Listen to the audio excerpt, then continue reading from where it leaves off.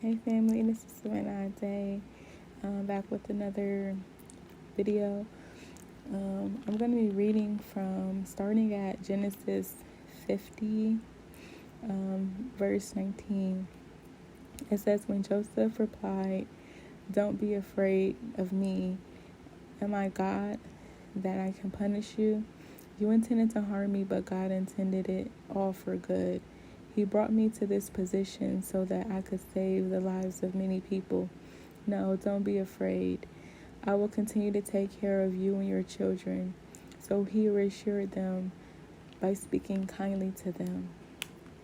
So in Joseph's life, Joseph's brothers hated him. They didn't like him. And at first they were trying to kill him. And that just didn't work out. They just was like, well, we're not going to kill him. We're going to sell him into slavery.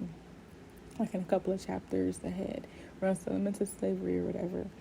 So he ends up going into slavery. Then he ends up going into the Pharaoh's house and he's interpreting dreams, and you know the story. So the father ends up passing away.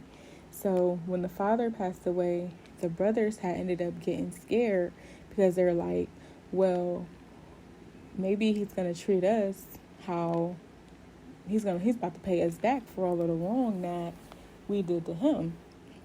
And so that's why Joseph was telling them, like, well, no, I'm not. Don't be afraid of me. What you intended for evil, God meant for good. So that's just like the same with our lives. It's like the things that people do to us really push us into our purpose and push us into our destiny. But a lot of times we don't understand it. We don't know it because we're too stuck on what they've done and how they hurt us.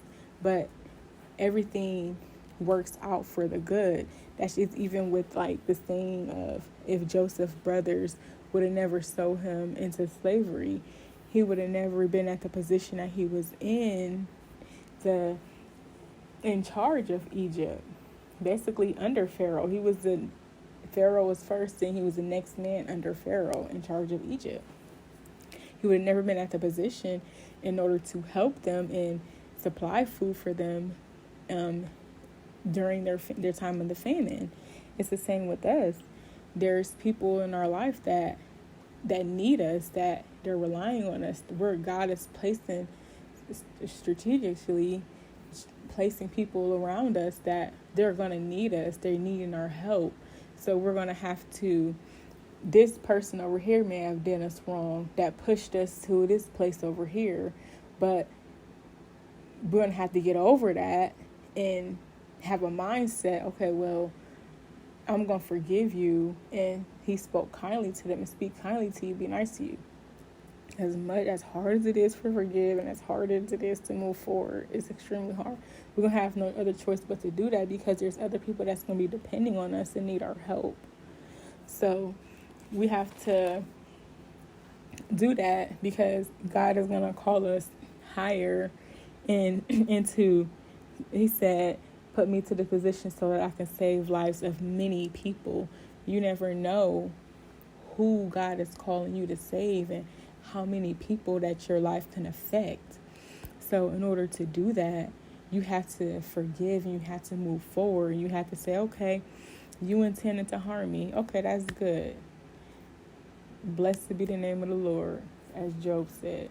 But God intended it all for good, because whoever he got coming is coming for you to help them. You're going to be upgraded, and while God is upgrading you, he's changing your minds and changing your thought process, but he's also shifting it to where you're going to help the people that try to hurt you, because he was able to help his brothers out. He had no bad attitude about it. He didn't say, oh, well, get out of here, look what y'all did, something that a lot of people would have said. He didn't do that. he was able to forgive them, and he gave them their money back, and the the grain and stuff was running over. So he gave them more.